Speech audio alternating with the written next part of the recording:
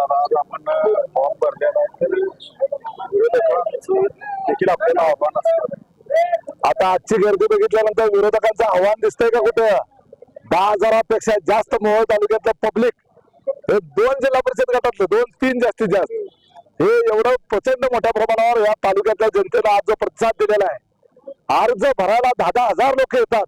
त्याच्यावरून विरोधकांनी आता लक्षात घ्यायचं आहे, यांची डिपॉझिट जाणार आहेत आणि मोहोळ तालुक्यातल्या जनतेला माझं आव्हान आहे, कोण किती मोठा पैसेवाला असू द्या, पैशाच्या जीवावर या तालुक्यातल्या जनतेला विकत घेता येणार नाही.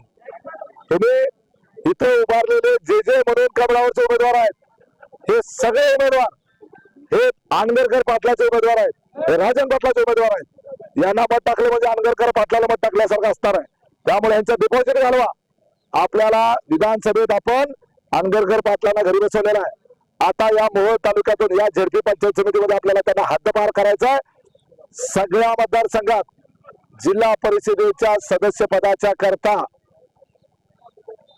आंगरकरांच्या विरोधात उभा असलेला प्रत्येक मतदारसंघात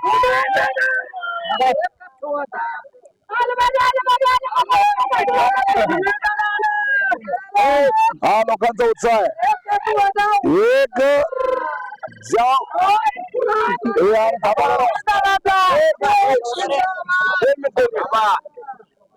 मी कुरुल जिल्हा परिषद गटातून निवडणूक लढवतोय. मी आंगरकर पाटलांना चॅलेंज केलं होतं, तुम्ही आंगर सोडा, मी माझं नरखेड सोडतो. हिम्मत असेल तर माझ्या विरोधात निवडणूक लढवून दाखवा. परंतु आंगरकर पाटील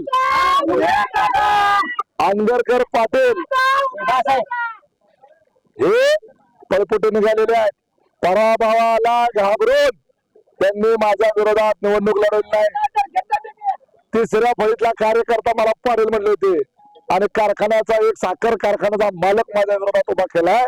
हा तिसऱ्या फळीतला काय सांगतो, एक लक्षात घ्या, आंगरकरांनी फक्त आंगर याच्या व्यतिरिक्त काहीच बघितलेलं नाही. अख्खा पूर्ण मोहोळ तालुका हा त्यांनी कायम दुर्लक्ष केलं. 40-45 वर्ष एक हाती सत्ता असताना, आमदारकी खासदारकी मंत्रीपद हातात असताना यांना मोहोळ तालुक्याचा सर्वांगीण विकास करता आला नाही. त्यांनी फक्त आंगर भागापुरतं बघितलं, अप्पलपोटीपणा केला, संकुचित वृत्ती ठेवली. म्हणून हे आज माझ्या विरोधात कुरुलमध्ये येऊन म्हणजे मोहोळच्या दक्षिण भागात येऊन निवडणूक लढवू शकले नाही. त्यामुळे या ठिकाणी आंगरकरांचा पराभव झालेला आहे.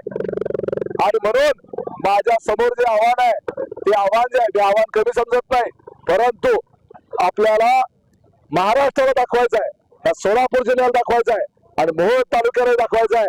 हा तालुका जो संघर्ष मी उभा केलेला आहे, जो लढा मी उभा केलेला आहे आणि निडरपणे या तालुक्यासाठी जे लढतोय त्याच्यासाठी मला या संपूर्ण मोहोळ तालुक्याचा पाठिंबा पाहिजे. आणि कुरुल गटातून या महाराष्ट्रात इतिहास घडवण्यावर लीड मला मिळालं पाहिजे. ती खरी आंगरकरला चपराक असणार.